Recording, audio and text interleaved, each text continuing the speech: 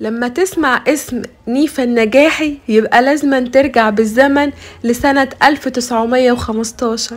النهاردة هاخدكوا رحلة سعيدة جدا على قلبي، ولازم نعملها كل فترة كده قليلة جدا، ومقدرش استغنى عن الطعم. حقيقي نيفا النجاحي ادمان. النهاردة احنا في الغورية رايحين ناكل عند نيفا النجاحي. ده باب الغورية من بره، هنخش الشارع كده زي ما انتوا شايفين، هنفضل ماشيين على طول وهوريكوا ازاي نوصل لنيفا النجاحي. بس عايزاكم بجد تستمتعوا معايا طول ما انتوا ماشيين في الشارع. قد ايه بجد شكل المباني حلو جدا، تحسوا كده ان انتوا رجعتوا العصر الفاطمي القديم. بجد انا كنت مستمتعة جدا طول وانا ماشية. هنيجي بقى هنا عند الشارع الحلو ده، هو ده الشارع اللي هيوصلنا لنيفا النجاحي.